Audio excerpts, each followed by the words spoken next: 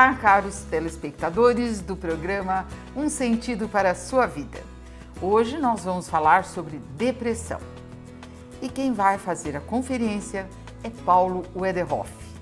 Ele veio do Paraná para nos brindar com esta palestra. Depressão, quando a alma dói. O título dessa palestra se deve a uma senhora de Minas Gerais. Eu atendia e-mails já há quase 2 décadas na Sociedade Espírita e a quantidade de pessoas escrevendo sobre depressão era enorme. Isso me obrigou a tentar entender um pouco e achar formas de ajudar. A frase dela que me motivou a colocar esse nome é assim: eu sinto como se fosse uma dor na alma.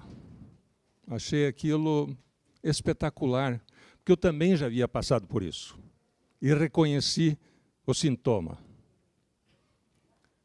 Agora, a depressão é uma doença moderna? Se é que deveria ser chamada de doença? Hipócrates, em 370 a.C., falava dela. Ele dizia que o equilíbrio da vida depende de 4 fluidos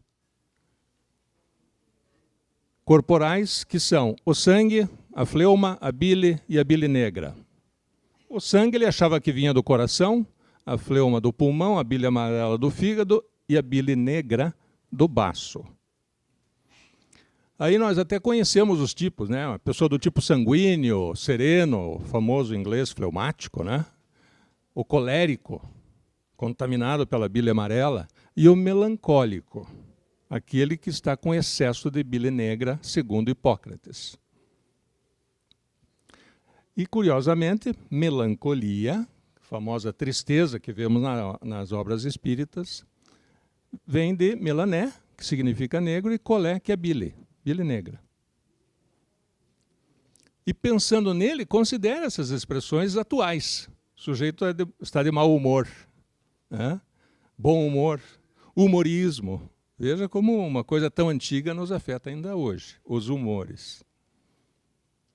Mas o que é depressão? Vejam essa descrição desse médico espírita.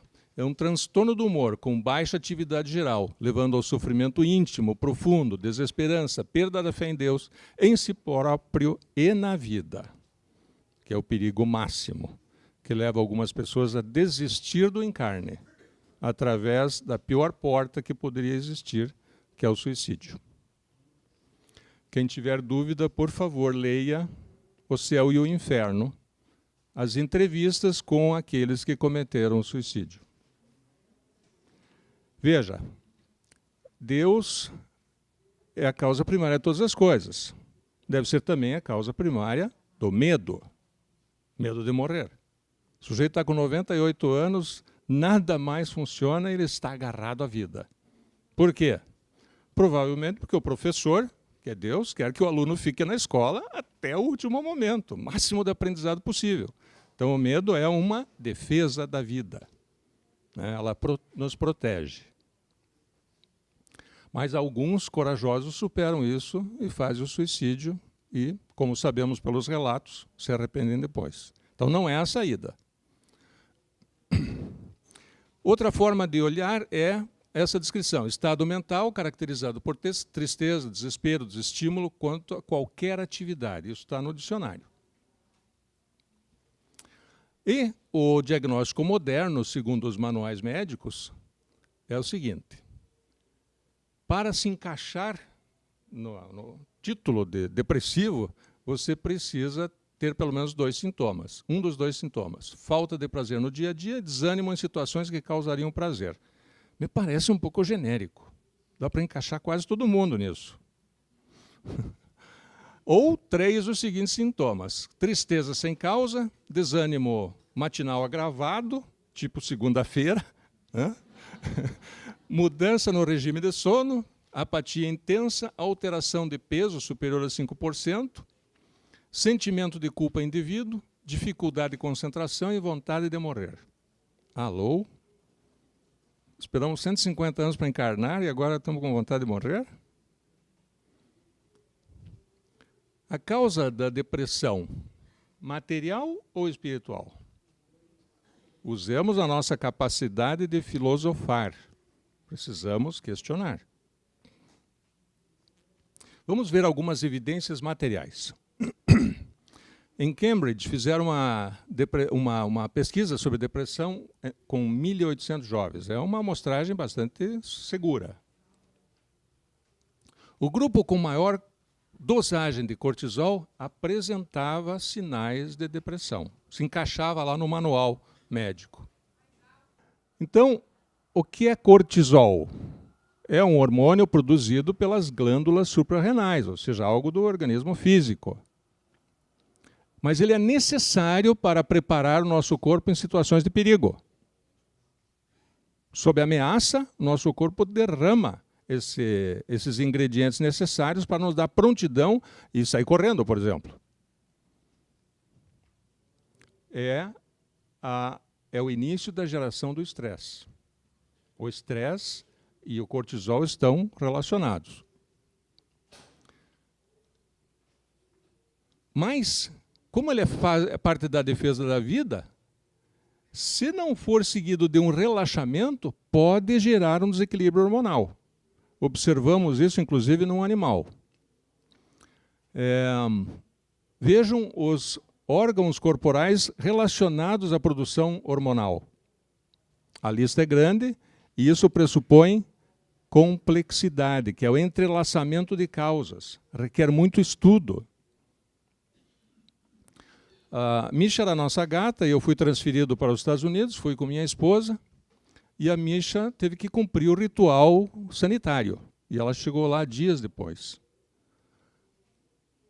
E o curioso é que esse tipo de gato tem o focinho escuro. E ela chegou lá, não é a foto da Misha aí, porque a gente não teve a ideia de fotografá-la, mas ela chegou com o focinho grisalho. Fomos perguntar para veterinários e disseram, não, isso daí é estresse. Curioso, né? Uma viagem de aproximadamente 40 horas entre sair e chegar, e ela chegou estressada. E dormiu 24 horas ininterruptas. Foi algo realmente interessante. Veja, está na natureza dela relaxar o suficiente para compensar o desgaste. Bom, quase 2.400 anos depois, dá para concluir que Hipócrates tinha uma certa razão. O desequilíbrio em alguns fluidos pode alterar nossa qualidade de vida. Na experiência de Cambridge, a depressão apareceu como efeito de ansiedades que geraram estresse, portanto, cortisol. Imagine a pressão de jovens estudantes. Todos nós já passamos por isso. Então, o que é ansiedade? Antecipação de situações angustiantes, quer sejam reais ou imaginárias. Será que ela vai me deixar? Por ser natural, a produção do cortisol pode ser compensada pelo relaxamento, ou seja, Deus não esquece das coisas, né? Se tem algo necessário, tem a sua compensação depois. Precisamos aprender a administrar isso. Mas se não ocorre o relaxamento, o acúmulo de cortisol pode gerar a sensação de mal-estar, conhecida como depressão. Nessa edição da revista Ser Espírita, número 19, há um artigo chamado Quando a Alma Dói, que está reproduzido no livro. E há também o desdobramento em 4 outros artigos explicando cada um das características que vamos falar a seguir. Então, falar de depressão sob a ótica espírita requer pelo menos alguns conceitos para a gente fazer verificação da lógica. Por exemplo, o que é espiritismo? Estudo, entendimento, portanto, interpretação e prática dos princípios fundamentais da doutrina espírita. Mas, o que é uma doutrina?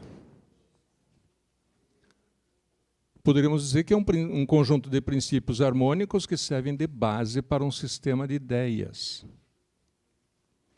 E uma doutrina pode ser utilizada num sistema religioso, político, científico, filosófico, como vemos no dia a dia.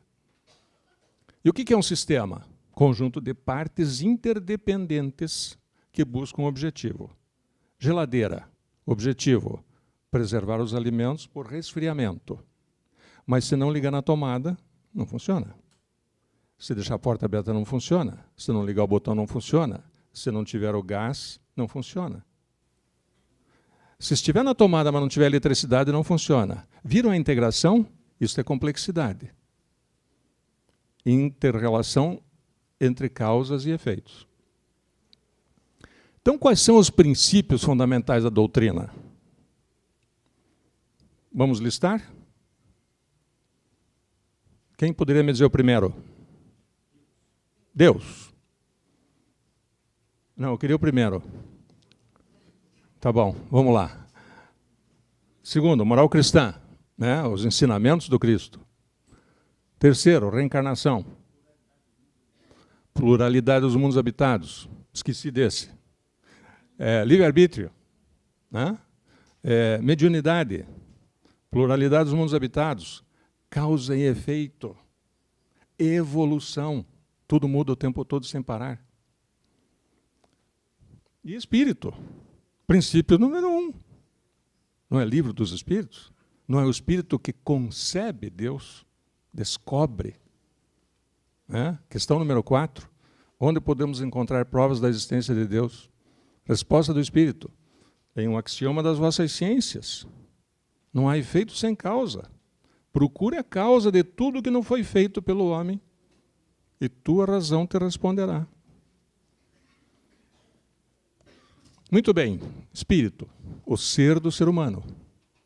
Deus, a causa primária de todas as coisas, infinitamente justo e bom. Não castiga. Se é bom, não castiga. Não gera resgate, porque não há punição. Mas não impede que eu encontre o efeito daquilo que eu construí. Tipo, ajudei a corromper no passado. Hoje não tem dinheiro para as escolas. Eu preciso de ensino de qualidade para me fazer autônomo, economicamente autossuficiente. Mas as escolas são precárias. Então, eu estou colhendo algo que eu ajudei a plantar, mas não é punição, porque eu era livre para fazer e agora as condições estão aí. Reencarnação, ou melhor, Jesus, exemplo. Não é modelo, é padrão. Eu não preciso passar pela cruz para ser como Jesus. Se fosse modelo, eu teria que ser crucificado também. Mas é padrão, é uma referência, é uma direção, é o farol, iluminando, e eu fico livre para seguir. Reencarnação, oportunidade de aplicar o que sei, o que eu coletei ao longo de todas as encarnações, e aprender o que ainda me falta. Então não estou aqui para pagar. Eu estou aqui para aprender o que me falta e ensinar o que eu já sei. Livre-arbítrio, liberdade com responsabilidade. Sou livre para escolher, mas não sou livre para não escolher. Porque se eu escolher não escolher, escolhi. Veja que o livre-arbítrio não deixa saída. Não vou votar em ninguém. Não tem problema. Eles nem contam o teu voto. Facilita para quem vai se eleger. Porque você ia votar contra. Então, se você... Bom, mediunidade. Comunicação. Bidirecional. Pensou, causou. E de onde vem essa tal de doutrina espírita? Primeiro degrau, espiritismo. Estudo, interpretação e prática. Daquilo que eu entendi, daquilo que eu consigo praticar. Agora, vem da doutrina espírita. E de onde vem a doutrina espírita? Da doutrina dos espíritos. Ela é o oceano de conhecimento, de onde Kardec conseguiu, através das suas perguntas, puxar o conhecimento que eles tinham. Então, a doutrina espírita é um recorte da doutrina dos espíritos. E o espiritismo é um recorte pequenininho daquilo que eu consegui estudar, entender, praticar. E a mediunidade? esta ponte entre culturas, a cultura material e a cultura espiritual. Cultura é um produto espiritual, encarnado ou não. E o que é a cultura? O conjunto de respostas que nós construímos para resolver os problemas que nós identificamos. É uma porta aberta para o universo, dá para entrar e sair. É como se fosse o acesso à biblioteca universal. Mais ou menos como um banco. Só que no banco eu deposito dinheiro, né? No banco de ideias eu deposito ideias, pensamentos. E a qualidade dos depósitos determina a qualidade dos saques. No banco é quantidade, né? Aqui é qualidade. Então é importante vigiar a sintonia mental. Por isso, vigiai e orai. Agora, por que se diz que o Espiritismo é filosofia, ciência e religião? Como é que eu faço para operar o Espiritismo para meu próprio benefício e servir de exemplo para a humanidade que me cerca? Bom, sabemos que filosofia vem do grego philo, amigo, e sofó, sabedoria. Philo, amigo, sabemos o que é, mas o que é sabedoria? O que eu mais ouço é que é conhecimento. E metade está certo, né? Mas fazer bombas também é conhecimento, né? Então, o que falta ao conhecimento para torná-lo sabedoria? Aplicar para o bem. Então, sabedoria é o conhecimento eticamente aplicado.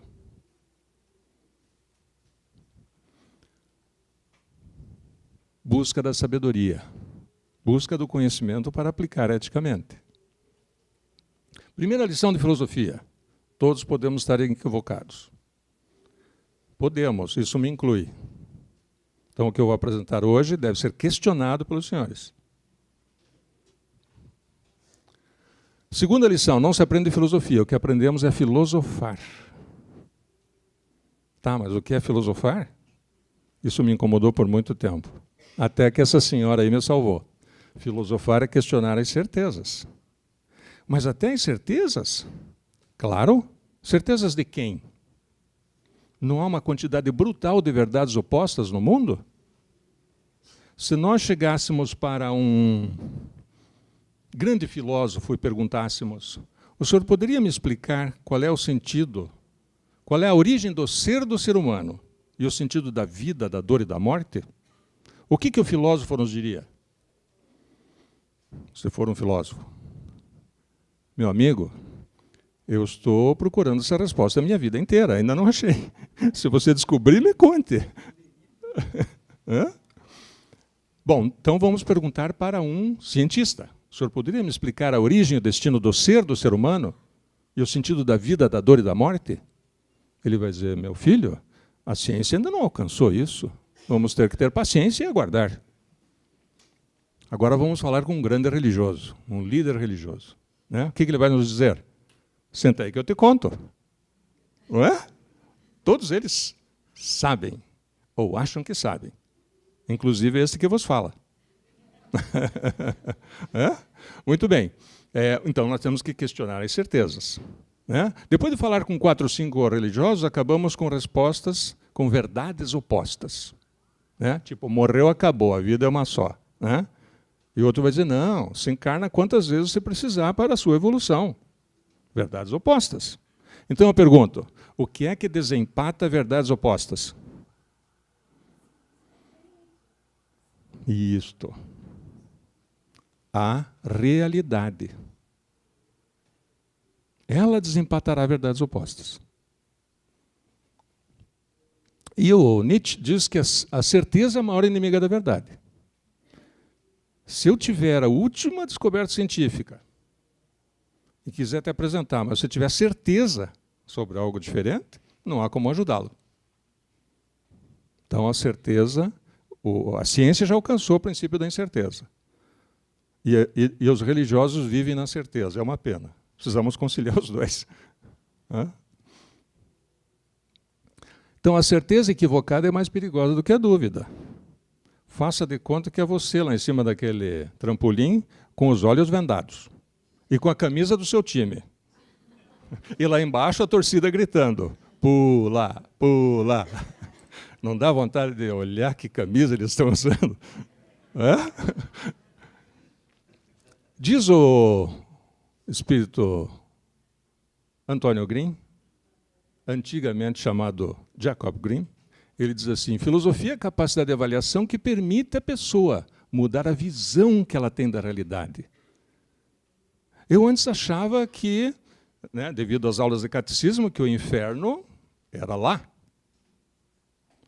Hoje eu tenho convicção de que o inferno é aqui. Ninguém vai para o inferno, a gente volta para o inferno. Por isso é do nosso maior interesse entender qual é a origem e o destino do ser humano e o sentido e o significado da vida, da dor e da morte. Porque daí nós vamos administrar. Eu digo que sou professor voluntário, porque eu acho que quando eu invisto nos mais jovens é todo mundo que tiver menos de 66, tá? Eu estou investindo nos meus futuros ancestrais, porque são eles que vão tocar o mundo depois que eu desencarnar, e os descendentes deles também, e quando eu vou voltar a viver no mundo que eles fizeram. Então, investir no jovem é um grande negócio. O resultado é no longo prazo, mas é bom. Muito bem, vamos ver um exemplo de atitude filosófica para quem ainda não viu. Quem já viu uma palestra anterior vai ver que eu estou me repetindo. Ágara, o horrível, grande líder viking, brada seus homens no meio do combate. Nós venceremos, homens, porque lutamos pelo que é certo. E o Ed Sortudo, que é o assistente dele, que assistiu essa palestra, numa atitude filosófica, diz assim, eu tenho uma pergunta, Ágara. Se estamos lutando pelo que é certo, por que eles estão lutando tão arduamente pelo que é errado?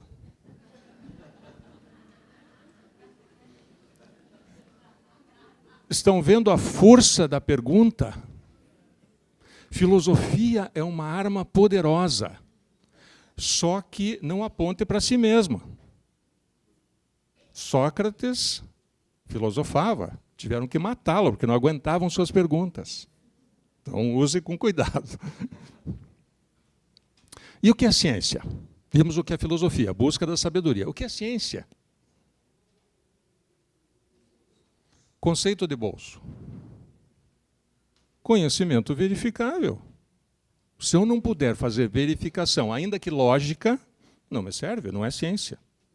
Tipo, quantos quilômetros a Terra faz em torno do Sol? Vamos chutar aqui, 150 bilhões de quilômetros.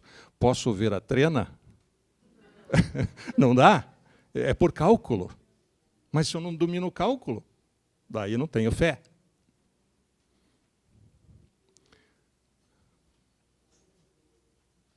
Já vimos? Então, algumas respostas negam as outras. Sendo que as respostas são produtos humanos, será que tem alguma resposta certa? Ou todas são aproximações da realidade?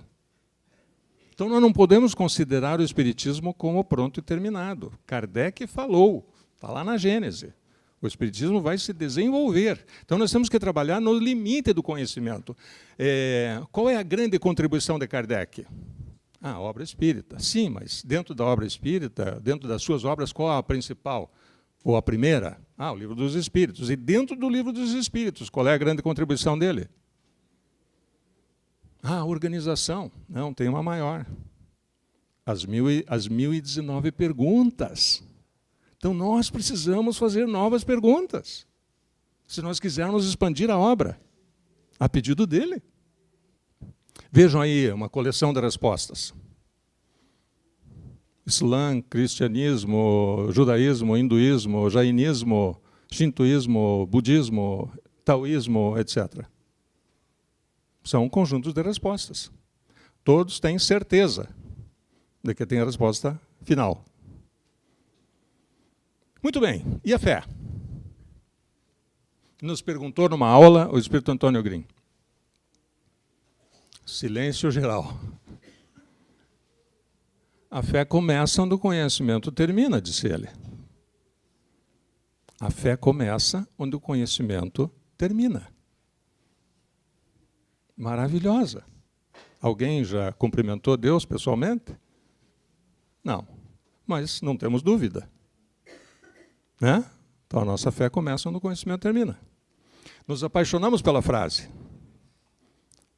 Quando todo mundo caiu na casca de banana, ele disse assim, a fé não começa onde o conhecimento termina. A fé é o conhecimento. O resto é dúvida. Nossa, mas e agora? Que nó? Será que ambas são verdadeiras? Evidente que sim. Sabemos que sim. A primeira é a fé cega. E a segunda é a fé crítica raciocinada. Mas se eu nunca me encontrei com Deus e acredito na sua existência, é cega ou é raciocinada? Depois da questão número 4 do Livro dos Espíritos, é raciocinada, porque eu olho os efeitos e deduzo a causa. Muito bem. Então vejam, se o meu conhecimento for do tamanho de um grão de mostarda, eu moverei montanhas. Então, o que nos diferencia de alguns outros irmãos encarnados? Nós já temos um conhecimento deduzido pelas leis naturais de que a vida continua. Mas eles também acreditam, mas que a gente pode voltar. Isso eles ainda não deduziram. Então, o nosso conhecimento tem, ainda que tenha o tamanho do grão de mostarda, ele é revolucionário, que muda a nossa atitude perante a vida, perante o outro. Amor, caridade. Então, diz esse médium, Mauri Rodrigues da Cruz, através do qual ouvimos o Espírito Antônio Grim, ouvimos ele dizer isso daí. Eu sou a minha fé, que eu sou o meu conhecimento. Profundo. Merece pensar sobre isso. Lógico que nossa maior fé é em Deus. Hã? Já tinham visto essa imagem? Que bom. Então já sabem da pegadinha, né? Não? Tá tudo certo aí? Não tá? O que tem? Está invertido na imagem ou na nossa cabeça? Quem criou aquela imagem para Deus? É nós, mano. É nós. Nós, os humanos, criamos Deus à nossa imagem e semelhança. Não é genial? Quando visitei essa imagem, que está lá pintada na entrada de carros do restaurante Madalosso, em Santa Felicidade, em Curitiba, no Paraná,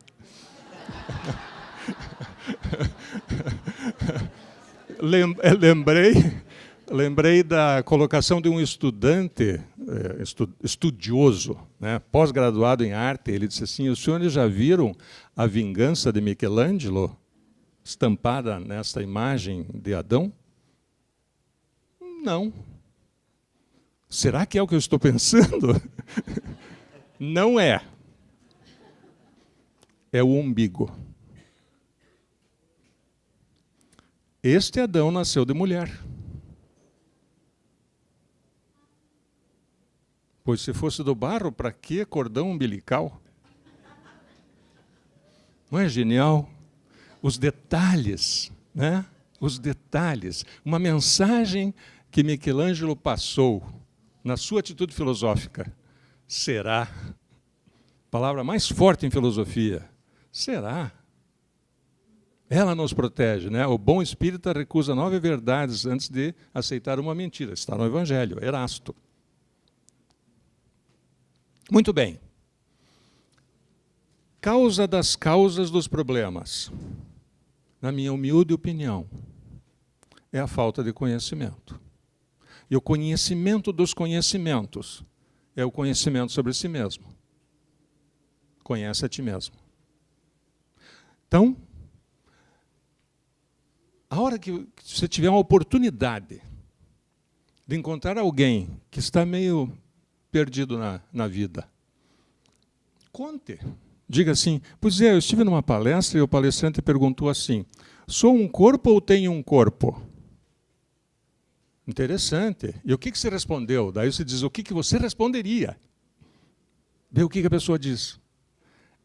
Alguns dizem, eu sou um corpo. Bom, se você acha assim, morreu, acabou, né? Não. Minha alma continua. Então ele fez outra pergunta. Sou um espírito ou tenho um espírito? Se eu sou um espírito, eu jamais morrerei. Então, quando alguém disser assim, e fulano? Ah, morreu. Não, morreu não. Desencarnou. Nós, espíritas, temos que sair do armário. As minorias não estão saindo do armário? E nós? Vamos ficar falando, morreu? Coragem, irmãos. Acenda a sua própria luz, para que as pessoas possam chegar e dizer assim, você é espírita, eu tenho uma dúvida. Claro. Nossa, é maravilhoso, eu já fiz isso várias vezes. Eu antes também me escondia no armário, tá? Agora estou liberado. Sou um espírito e sou espírita, por convicção. Né?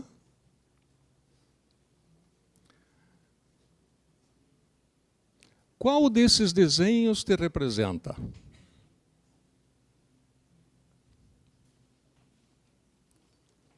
No momento, os três. Eu sou a união dos três. Bem na esquerda, meu corpo, que vocês conseguem enxergar. Já meio sem cabelo, vou ver se na próxima encarnação consigo algo melhor. Eu até uso um chapéu, porque esfria muito, de vez em quando, em São Paulo, né? E aí um colega disse assim, pô, mas que chapéu legal. Eu disse, legal é o teu cabelo.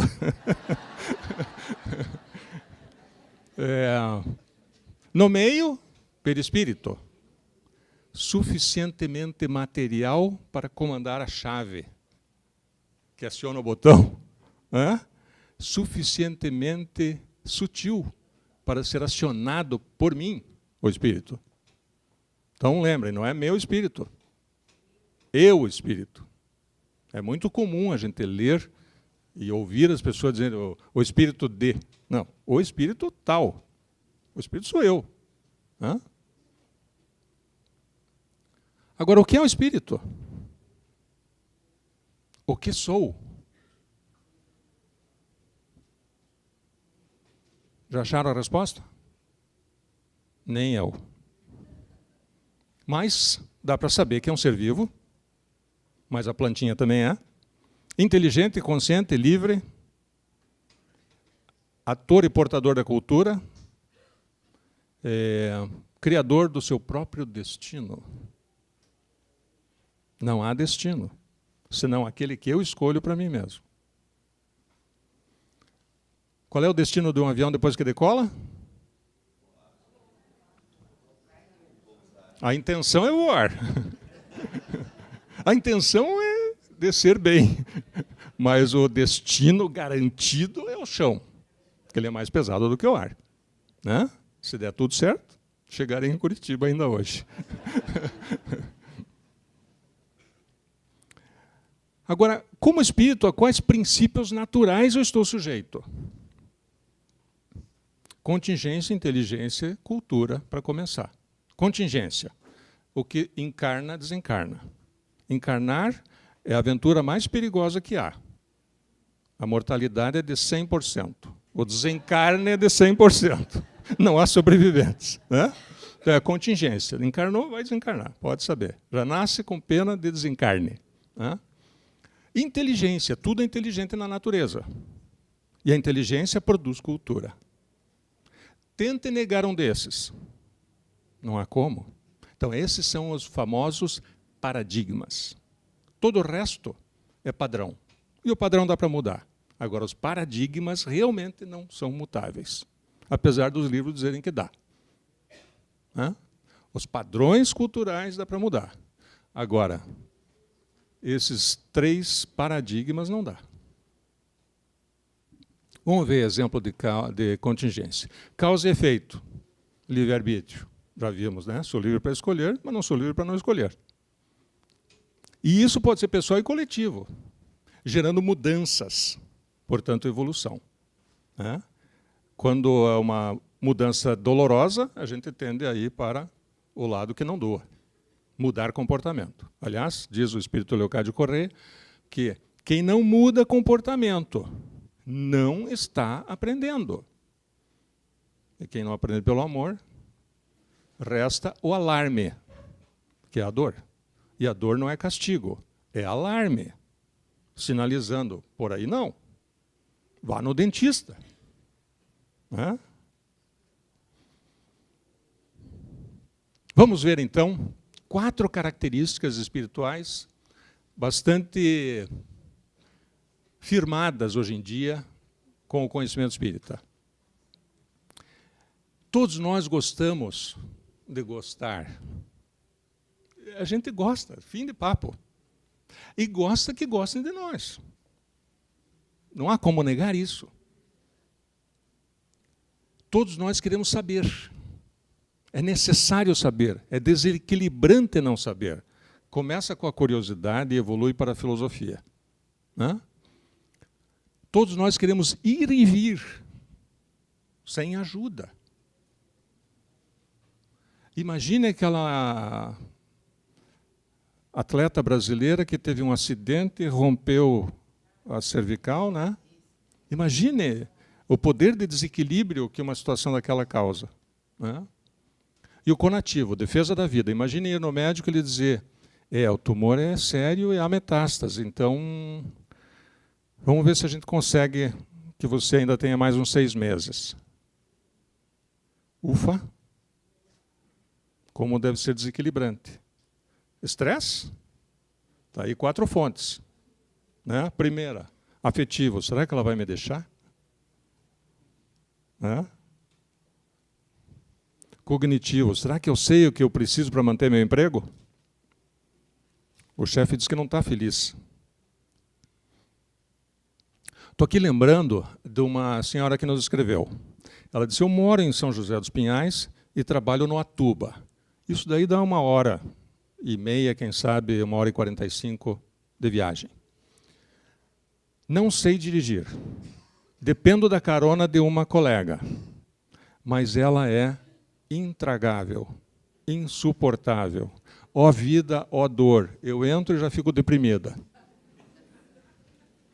Estou com depressão há tempo, tomando remédio e não adianta.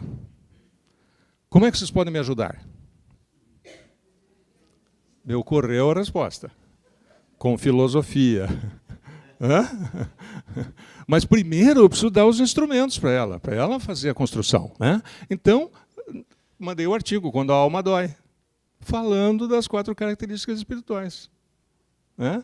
E ver se ela consegue achar nessas características algo que ela esteja sendo prejudicada.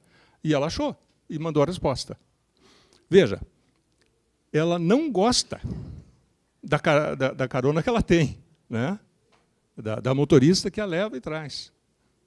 Mas ela não sabe dirigir, o cognitivo. Né?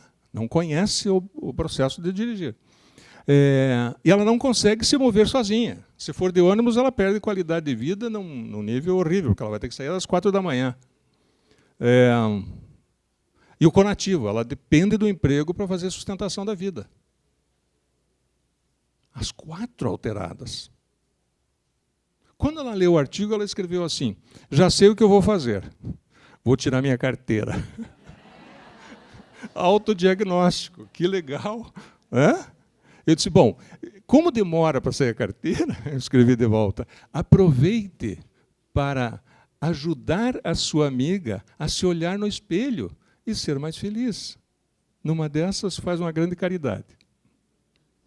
Oportunidade surge o tempo todo, né? Muito bem. Então, desequilíbrios emocionais, nas características que eu mencionei, podem gerar depressão, porque é um estresse contínuo, não há relaxamento. Outras causas que merecem avaliação. Essa é do espírito Leocádio Correia. Ele diz assim, o espírito adoece quando nega os valores que alcançou. Imagine essa senhora, espírita, amor, reconhecimento pela carona, mas ela rejeita o comportamento. Então, ela está negando os valores que alcançou. É um exemplo simples e prático. O espírito adoece quando deixa de crescer, diz o Dr. Leocádio, em alguma área da sua evolução espiritual. Então, nós nunca podemos parar de crescer. E como nós somos o conhecimento, nunca podemos parar de estudar. O espírito deixa de crescer quando não estabelece objetivos. Imagine. O que é velho? É quem não tem plano, projeto, só tem história. Não tem utilidade. Opa! Eu tenho um monte de projetos. Eu me considero antigo. Carro velho, vocês sabem quanto vale, né? Agora, carro antigo? Opa! Às vezes não dá nem para comprar. Então, é muito importante ter objetivos e escrever os objetivos e colar na porta, na face interna da porta do guarda-roupa. Ver todo dia. Bom, sabemos que não há como mudar os efeitos sem identificar e remover as causas, né? Então, vamos analisar isso. Se eu não tenho como mudar uma causa, eu preciso fazer ressignificação. Né? Veja, se eu não mudar as causas das minhas ansiedades, da minha, entre aspas, ou da depressão que eu estou sentindo, não é da minha depressão, não pode tomar posse da doença. Tá? Não é minha, é essa depressão, ou esse sentimento depressivo. Né? Então, mas se eu não consigo mudar, ela vai me deixar. Né? Bom, eu preciso fazer ressignificação. E uma delas é por meio da prece.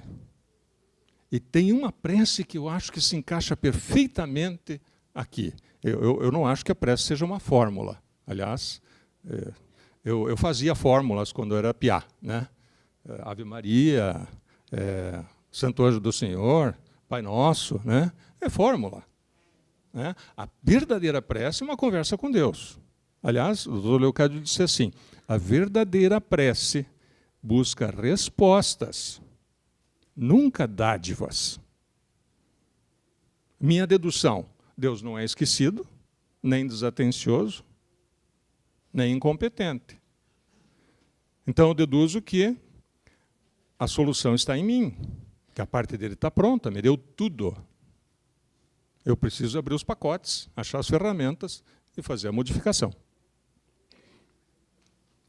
Conversar com Deus é fantástico. Devemos fazer isso diariamente. Tipo, Senhor, onde é que eu estou falhando? E daí presta atenção na resposta.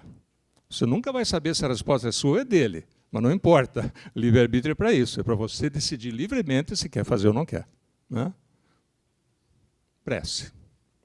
Senhor, dai-me coragem para mudar o que posso mudar. Serenidade para aceitar as coisas que não posso mudar. E sabedoria para reconhecer o que posso do que não posso mudar. Esta é a prece. Muito boa. Tento lembrá-la de tempos em tempos. Quando olho para o nosso país, não é para este país, viu? É para o nosso país. E vejo o que vejo, me angustia. Daí me ponho a trabalhar. Lá em Curitiba, por exemplo, fizemos 170 mil adesivos. Escrito, Lava Jato, eu apoio. A justiça é nossa esperança. Pusemos uma faixa enorme. Ação. Né? Deixamos eles muito à vontade durante décadas. Está na hora de pôr pressão. Nós não pagamos o salário deles? Então, nós, espíritas, temos consciência.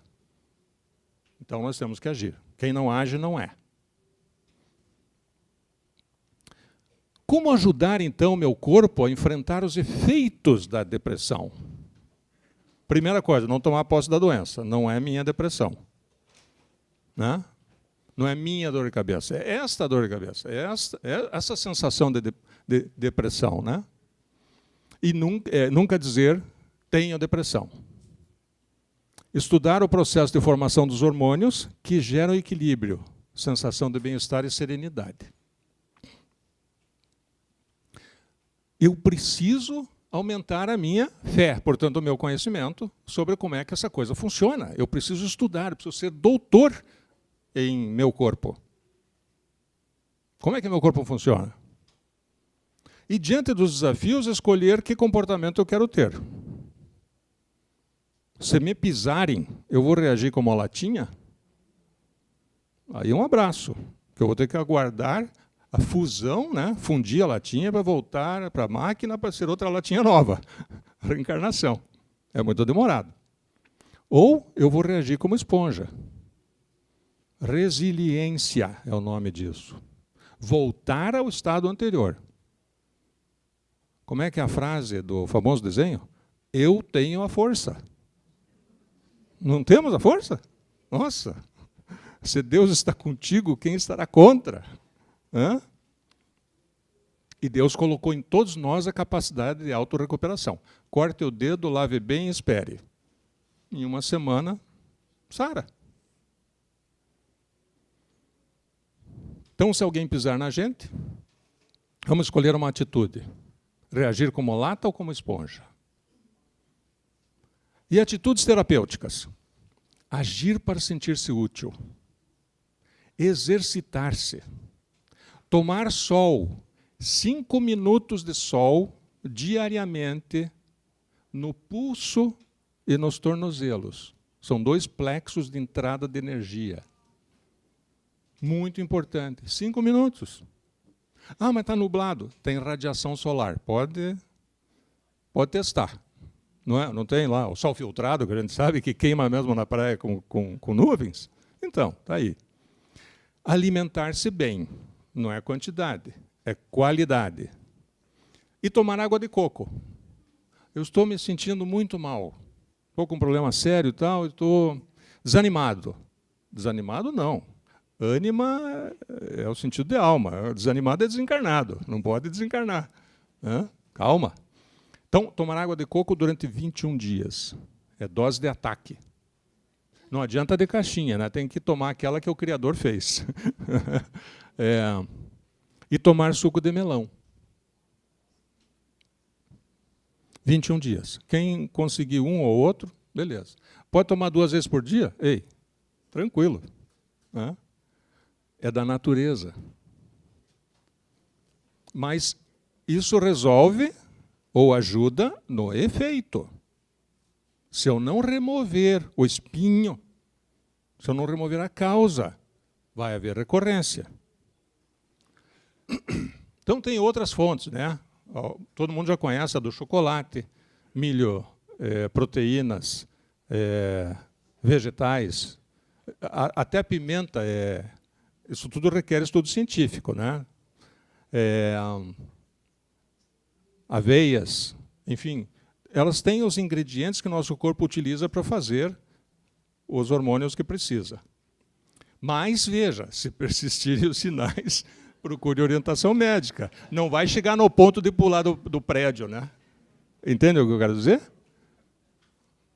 Tem que se ajudar. E a melhor maneira é conhecer melhor o corpo, através do estudo. Para isso, existem alguns livros. Eu conheço 2. Um deles é esse, O Cérebro Desconhecido.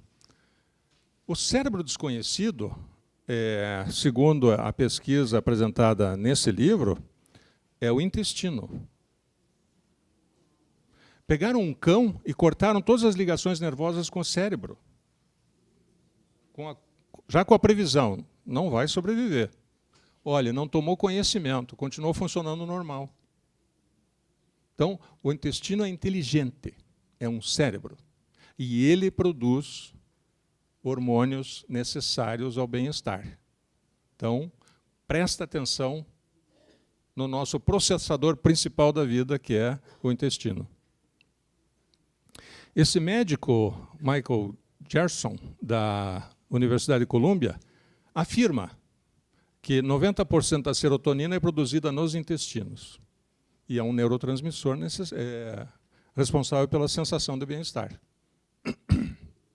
Não é interessante?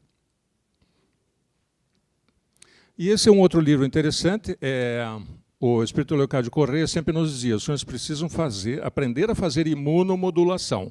Imunomodulação. O que é isso? Modular a imunidade. Tudo bem, mas como é que faz? Então, ele tentava explicar e a gente não alcançava. Daí ele disse: então leiam esse livro. Esse livro é do Dr. Toru Abo, Revolução Imunológica, best-seller no Japão.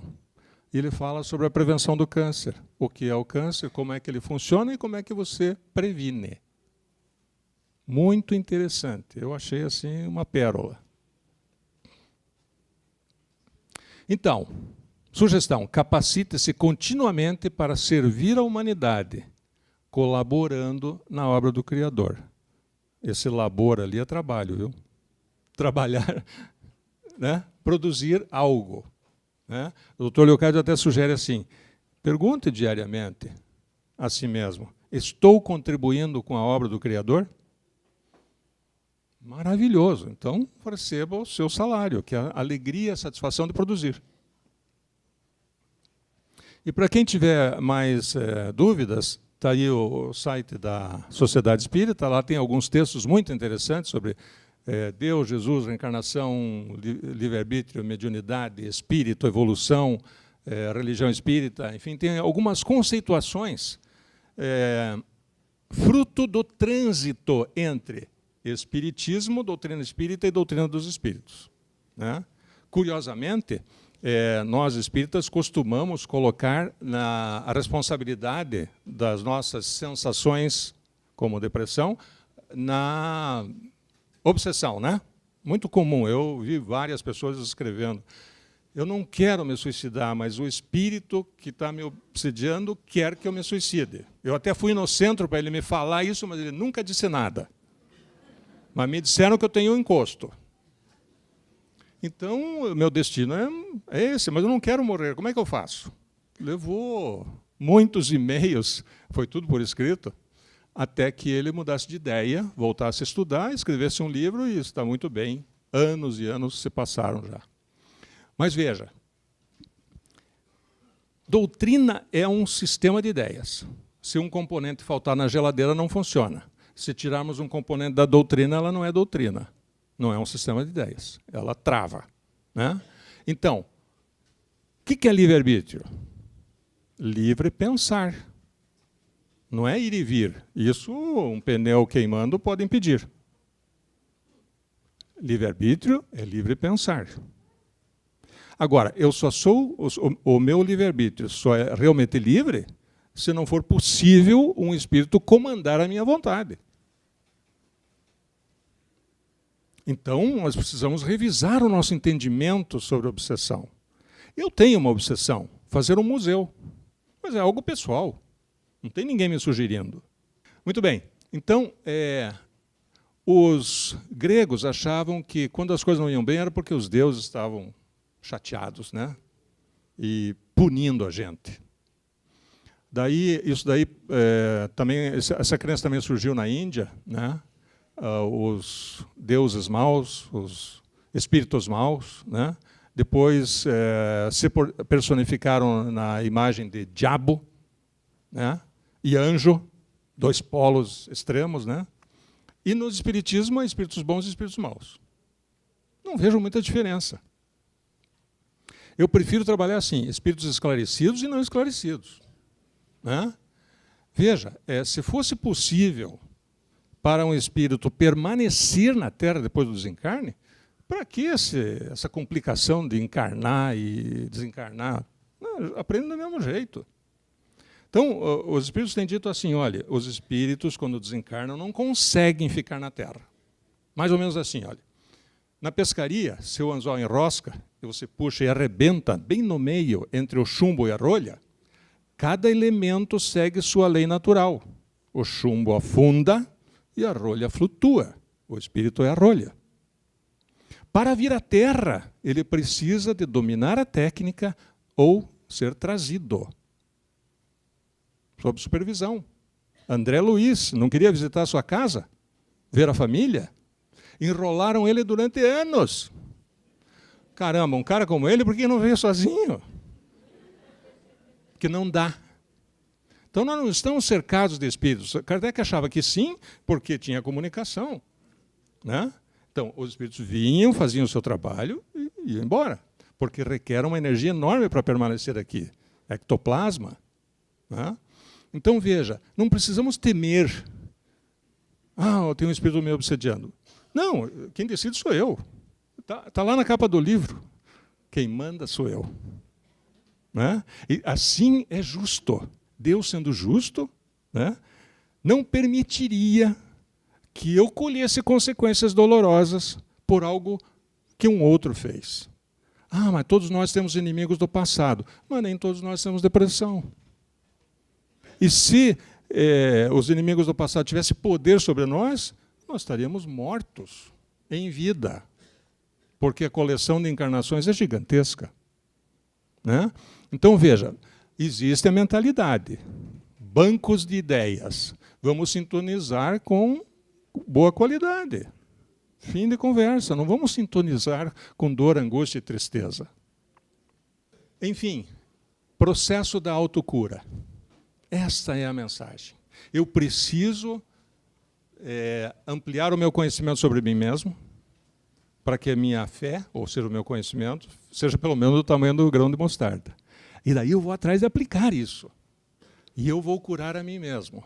Não vou querer, ainda que eu esteja hoje, por exemplo, né, alguns podem estar usando medicação, né, mas vá substituindo devagarinho, com a orientação do médico. Né? Olha, eu vou tomar água de coco e tal, e ver o resultado.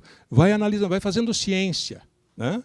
Não vai jogar medicação fora e se desequilibrar, mas vai fazendo transição coerente, racional, bem pensada, com orientação do médico, né? E cura a si mesmo. Desejo muitas felicidades para vocês e fico aberto às perguntas.